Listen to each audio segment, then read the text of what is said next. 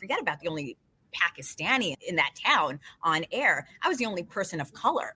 There was, why is there a terrorist telling us the news? Get her off TV. I don't want to see someone like that on air. My news director could have easily pulled me off. He took that chance on me. And again, that was that life-altering decision that he made.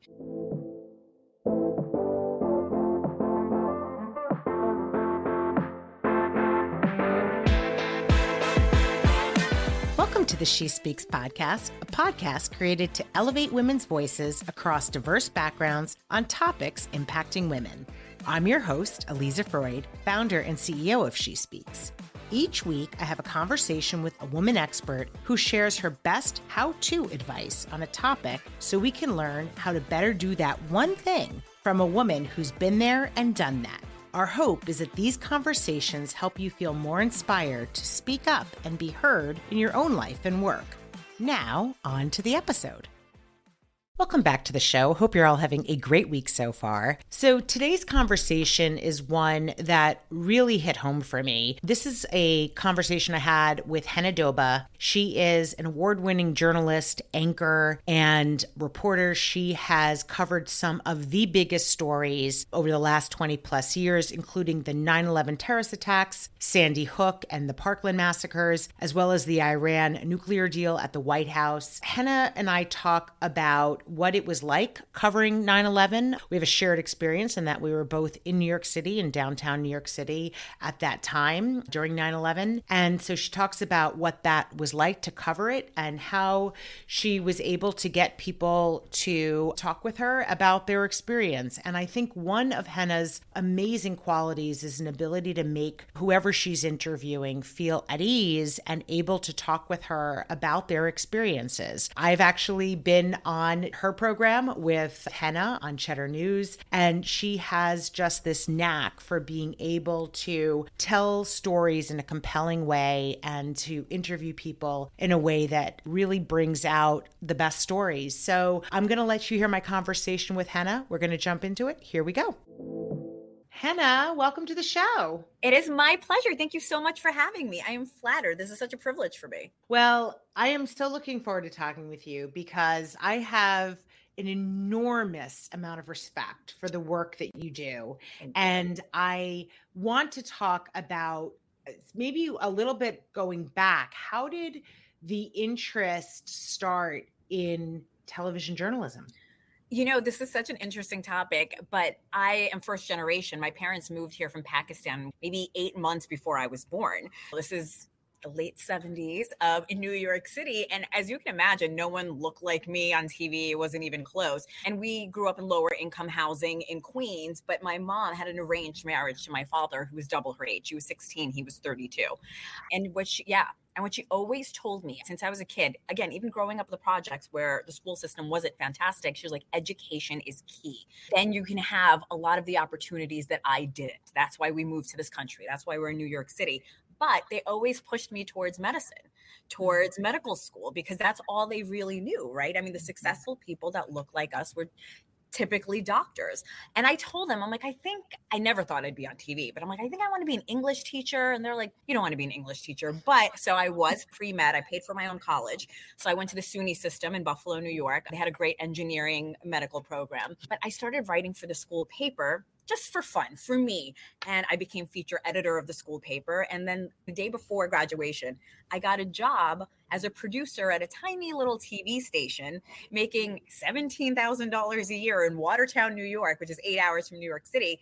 And that's how it all started. It was just really going after my passion. And I was lucky enough that I got a job offer. Maybe if I didn't get a job offer right away, I probably would have gone another path. But I had that job graduation day. And then my parents were like, okay, let's see how this goes. Yeah. I first have to say, wow, your mom was 16 when she had you. He was 32. Understood that going after education was the thing that would give you the freedom that you would need to make your own choices. What a gift. And my grandmother had an arranged marriage at 14. Wow.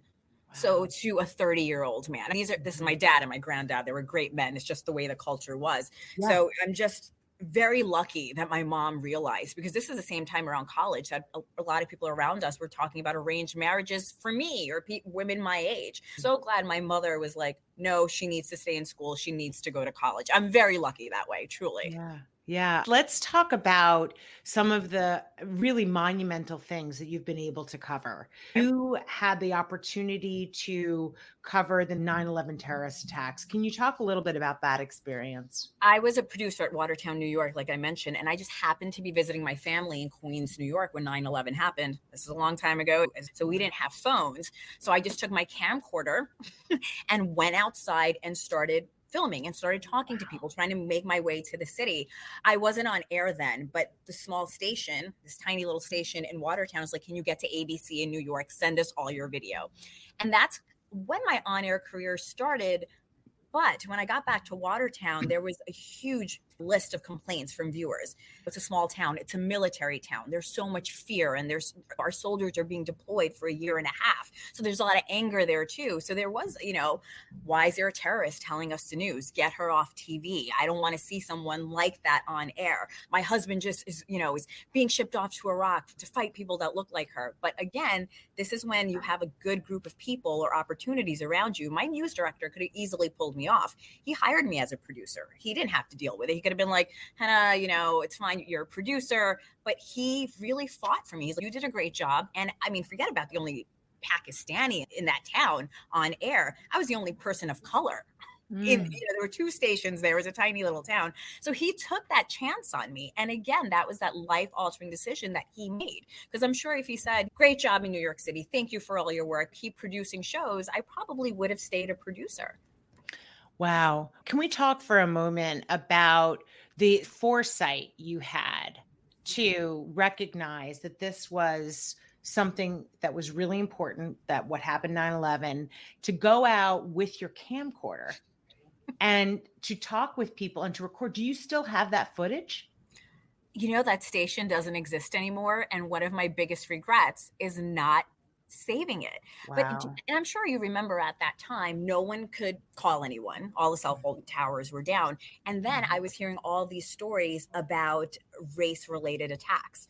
My parents both have accents. So I was worried about that. They both work in the city. Yeah. My brothers and me were born and raised here, but one of them had a beard. One of them was driving a white van. So all of these fears also came along with it. Luckily, everything was just fine. But you kept hearing these stories about racial attacks. And I think that played really heavily on my mind for the rest of the day. But with my experience, look, all of us were just in shock. When I was interviewing these people, I was crying alongside with them as we're seeing the plumes of smoke billowing just a little ways from us. So I personally didn't feel that being in New York. When I went to Watertown, that's when it didn't even connect in my head that people don't want to see me simply because of what I look like. It's the first time it had happened to me growing up here in Queens. Yeah. How do you think about that? I know that after 9/11 and for a good amount of time after that, there was a lot of phobia, misplaced, people not understanding, ignorance.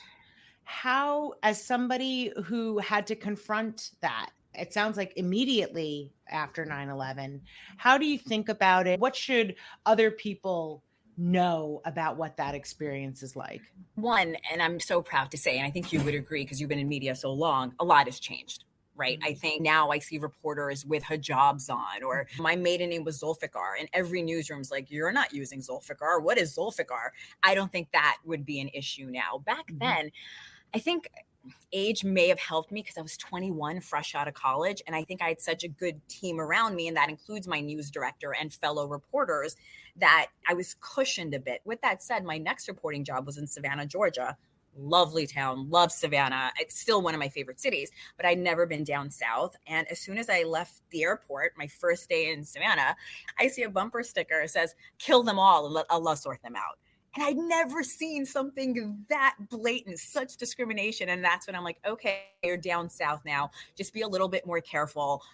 I was called a carpetbagger, things like that, but nothing too out of the ordinary. And I think once people talk to me and realize, hey, I was born here too. There were a few times when I was doing a live shot, this happened more down south, go back to your country. I'm like, I was born in Queens, like born and raised here. Like I'm just as American as you are. And I think that's what used to bother me so much because I'm so proud to be American. My parents worked so hard to bring me here. So when someone takes that part of my identity away, I'm Pakistani American. I'm both.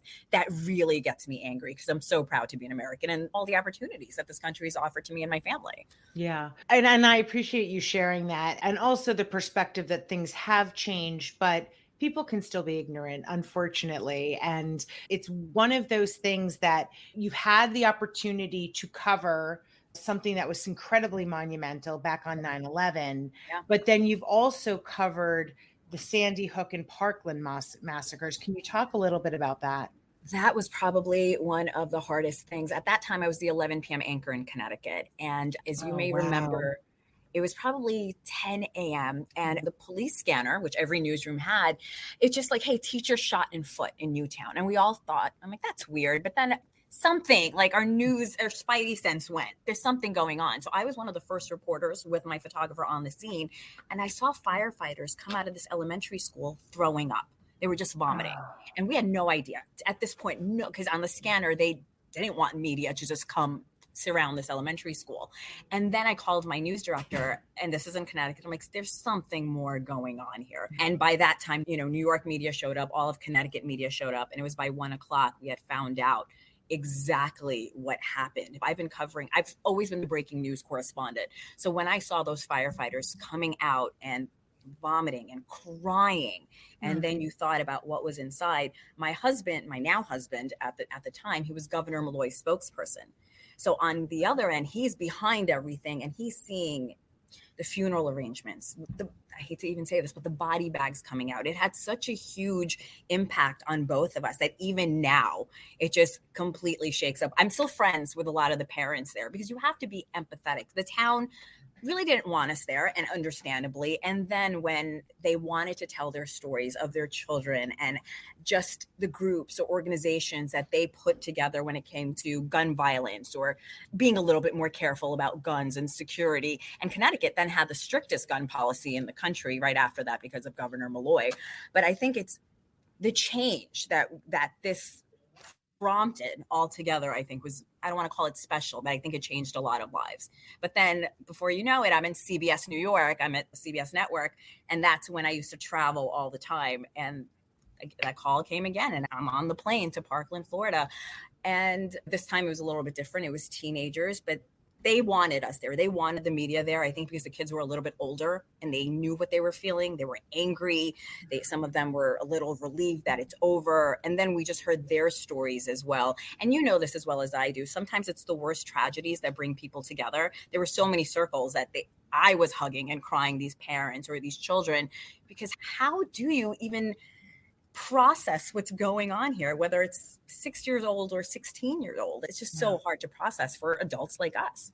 Yeah. Also to be one of the people on the front line who has to cover this and realizing that there was a period of time between Sandy Hook and Parkland and nothing changes. And we still continue to have these situations. How are you able to keep your emotions out of because you have to have that objectivity when you're reporting?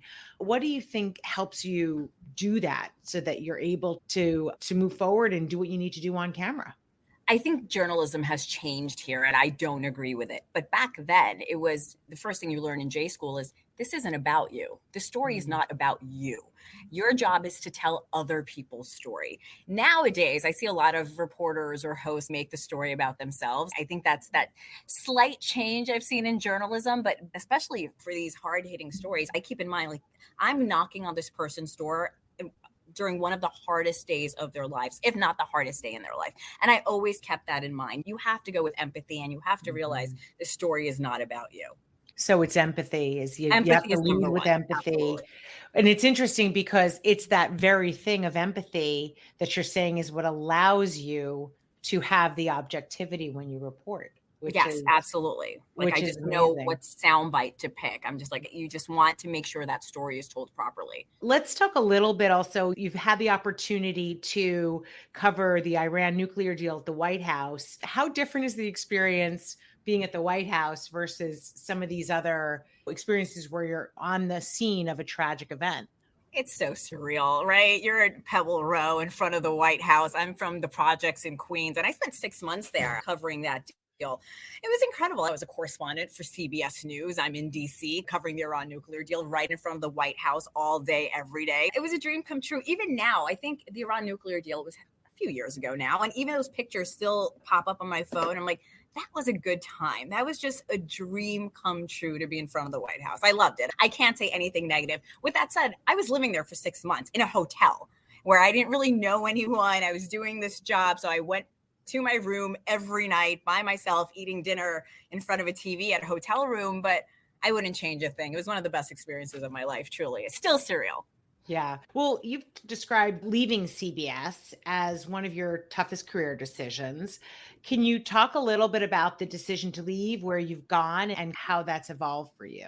I've learned so much at every single TV station, including CBS. They treated me so well. But I just realized everything, even though I was a breaking news correspondent, even though I was covering a different story every day, in a way, it all became formulaic everywhere. And it just didn't seem as exciting, as fun anymore. And I also realized that people weren't rushing home for the 5, 6 p.m. news. Our kids certainly aren't going to do that. So then there was this cool hip station called Cheddar. And at that time, you may remember, no one was streaming. So I heard about this, and I was also covering finance for CBS on the floor of the New York Stock Exchange. And that's how I found out about Cheddar. And it was a risk. And my agent at the time is like, people don't leave CBS to go to Cheddar. And I was like, okay, well, I'm doing it. I ended up firing him. We no longer work together, but it's honestly one of the best decisions of my life. One, I think we have a little bit more freedom with the way we cover stories. It's not as formulaic. And there's so many streamers that have come and gone since then. Cheddar was the first, but we remember CNN Plus. Bloomberg has popped on the scene. There's so many, but I think John Steinberg at the time, he just thought ahead. His formula was, he used to go to be a guest on CNBC all the time, and he's, millennials aren't going to watch this. They're not relating to this, especially those that are interested in finance. So that's how it all started. It was supposed to be a CNBC for millennials, and now it just grew to a much bigger network. Yeah. And they certainly had, the people who started Cheddar also were the ones from BuzzFeed. There was so much insight about how to reach a millennial younger audience that a lot of the networks didn't have. They're still figuring it out. You know, it's a hard formula to crack. It really is, to go towards a very specific demographic that you don't even know watches TV very seriously. That's not watching Netflix. So they're really just getting the news on their phones. So in that vein, where do you see the future of news and media going? People are going to hate me for saying this. I think social media, you have to embrace it. You can hate it. I hated it at the beginning. You have to embrace social media. I think the issue here is there are way too many echo chambers. And I think that's the problem. I like that everyone has their favorite network or their favorite channel, even their favorite anchor. That's fine. But I think the difference now, just even between 20 years ago and now, is you will only listen to the news you want to hear that comes from your perspective. And I think that's becoming a little bit dangerous. It is dangerous. And I think we're only going further down that path. But I think that's when it's our job as a news consumer to really, we talked about ignorance before, is watch other stations, find out other opinions. And I think that's where we're crossing that line where everyone's just in their own echo chamber. They're not listening to anybody else. And I guess that's in terms of the past, where maybe there were a few different networks that everyone tuned into, right? ABC, NBC, CBS. The legacies. Yeah. Now it's diffused, right? There's so many more. There's Cheddar. There's so many other options. But as you said, it's almost as if you decide, okay, if I want this kind of perspective, I'm going to tune in here. But there are still places you can go that to watch news or to get your news that are not perspective based. Do you think that will continue? I would like to say yes, but you know why? One of the reasons why 60 Minutes is still one of the highest rated TV shows till this day. And I think that's what gives me a little bit of hope and faith that people are still looking for good storytelling. And I think that's what it comes down to, right? People, it's just expand your mind. Look, people want a story. We're storytellers. And I think if it's a good story, no matter what your opinion is at home, I would like to think you will take a minute to sit down and watch it. Yeah. So now, as you said, you've had so many different types of things you've been able to do in your career. And now you get to also do lots of different interviews with CEOs and different kinds of people. What's been the most interesting interview you've done? Drew Barrymore was one of the nicest people. And this is one of those crazy stories, but me and her were at an event and Big Bird had to go on stage with his entourage to get an award. And he literally, him and his team bum rushed us and my shoe fell. And Drew Barrymore, while I'm interviewing her, essentially talking to her, got on her hands and knees to put my shoe back on. Wow. I know it's just one of those weird things that always stay with me. I'm like, please stop. You're Drew Barrymore. She's like, so it's, it's those little moments that always stick out. I loved interviewing you. I learned so much about just women in the workplace. I think that's the best part of what we do. You as well. I'm a little introverted. Dare I say I'm even a bit shy, but when you meet these incredible people every single day and you hear their stories and you hear things that what you do to grow the presence of women and what we should know about female empowerment, these things inspire me. I love telling the story. And the walk and talks are a little different because we've been so lucky to have you. This isn't a package. It's not, we just let the interviewee talk. Remember, we just walked and talked and I just heard your opinion. And I think I like that even better because I think then the viewer really watches and understands what the person is trying to say instead of me tracking here and there between every soundbite. Yeah. What do you think is the most important skill to have if you're going to do the type of job you do? What is it that makes you successful, do you think, in doing this? You have to be curious about everything. If you're just bored of things, this is a very hard job to be bored, but you just have to be curious about every little thing. You don't have to be the best writer. God knows you don't have to be the best looking, but you need to be curious about everything around you. And I'll go back to empathy. There's some people there, you'll be cursed at. You'll be called racist things, but if you love what you're doing, we're not doing this for the money, right? We're doing this to tell the story, to make sure people meet other incredible people on our planet, in our city, whatever level of news you're in, whether it's local or national. So I think that's one of curiosity. Yeah. Yeah. And it sounds like it too, just based on the way you describe what is so enjoyable, like that you get to learn, right? From these people that you're talking with, you get to learn and it's something new all the time. Is there balance in the kind of work you do for personal life? I'm in my 40s now, and I think I just found it. And it was thankfully because of Cheddar, because streaming is such a different animal. At CBS, I was the 4 a.m. anchor. So that was almost impossible because you're going to bed at 10 p.m., 11 p.m. Or no, you're getting up around 11 midnight. You're going to bed around 5, 6. That played a factor too. I just gotten married. We just moved into a house. I'm like, I've been moving around. I lived in Savannah, Georgia. I lived in Connecticut. I lived in Seattle. I've been all over. And I'm like, I want to be closer to my family. And I think you do have to make that conscious effort. And you know this. I think you and I touched on this. It still falls into place. Once you figure out your priorities, I have to put my family first, or I can't do that 4 a.m. shift anymore. Things will just fall into place. And I think that's a lesson. It took 45 years to learn, but I've gotten there. Yeah. And I think too, it's harder sometimes for women. We are always wanting to be earnest and do a great job. And that doesn't necessarily mean that we're putting ourselves first. So I think that sometimes when we start to, and we say, okay, this is what I want, it is kind of amazing that it can happen. And it's okay. Yes. It turns out just fine. And honestly, how lucky are me and you to do jobs where we're still learning and we're still making decisions about our lives. We're so lucky in that aspect. Yeah, absolutely. And when I think too, what's so interesting about the kind of work you get to do is that you have learned and almost seen that there is going to be this shift, right? From a media standpoint, streaming is something that is going to become a bigger part of how we consume news, how we consume our media, that you had the chance to be there. And I am certainly quite familiar with Cheddar and have known about it for a while. They have been so effective at building an audience. So it's almost as if you are getting access to an audience that maybe wouldn't have been tuning in to the broadcast news that you were on before. Some of the broadcast were very specific. They still are on what stories they're choosing, what kind of hosts. I mean, when I came here, this was the most diverse anchor team I'd ever seen. I'd never seen anything like it. We had people of every race, every religion. My co-anchor and his husband are so lovely, and he talks about that openly on air. That was never something we did at other legacy stations or even smaller markets. So just the fact that we're so open about our personal lives, I think it comes down to authenticity. And I think that's what brought so many viewers in as well. And when I came here, the first thing the news director at the time told me is like, please get rid of your anchor voice. Like, millennials hate it. Just please talk normal. And that anchor voice, I hired voice coaches for this. Like, I spent a lot of money to sound a certain way. And then when I came to Cheddar, they're like, you know what? Millennials and Gen Zers don't like it. And every study or every ratings period, that's the biggest complaint that they get from people watching. Like, we just want our anchor to sound like us. Yeah.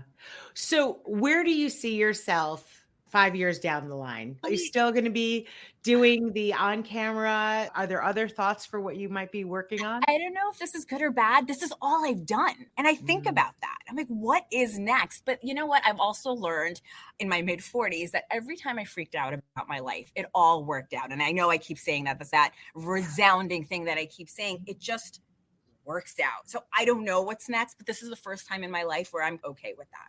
Yeah. For now, today. Yes. And this is connected to what you just said. What do you wish you could tell your younger self that was just starting? Be patient. Stop being so hard on yourself. It's going to be okay. That's in your 20s and 30s. You're climbing that ladder and, you know, you're not in that big market like your best friend, or you didn't like the story, or somebody else got the lead stories. It's fine. There are enough crowns to go around. I think that's another important thing too, especially for women in this business. And I really do believe in that. Support each other. It's all going to be okay. Stop being so hard on yourself. It'll be fine. Yeah, I love that advice. And I have to tell you, you are not the first person who has achieved levels of success that I've asked that question to and has said the same thing, you know, that it's going to be okay. And I think to myself that as women, we tend to be very hard on ourselves. Yes. We are earnest, as I said before, and we are hard on ourselves. Is there anything that you do for yourself, a daily practice or some kind of routine that helps you decompress and get in touch with what's going on with you so that you can have the right mindset in what you do every day? You're going to laugh because, again, I'm this girl from Queens. I love gardening. I've gotten into gardening now that I moved to the burbs. And not that I'm an athlete by any way, but I do CrossFit every single day, more for my mental health than physical. So I think it's gardening, which is, I fell in love with it during the pandemic when all of us were working from home. I love getting my feet in the dirt and just growing plants. It just brings me so much joy when I see a cucumber growing that I grew. It's those little things that I never in a million years thought it would be me. Yeah, of course. And it makes sense. It's a very real thing, right? It's like, what have I accomplished? Oh my gosh, I planted this seed and now look at the cucumber. Because we like seeing results, right? For better or worse, we like to see results. Yeah, I love that. Hena Doba, thank you so much. Thank you for so spending much. this time with us. If people want to follow you and watch you wherever you're streaming, what is the best way for them to do that? On Cheddar News, I'm the morning anchor from 7 to 9 a.m. And you can go on Instagram. You can go on TikTok. I'm everywhere. Just type my name. Awesome. Thank you, Hena. Thank you so much. Such a pleasure. Thank you for listening. If you're an influencer or a brand that wants to work with us, please feel free to email us at info@SheSpeaks.com. Until next time.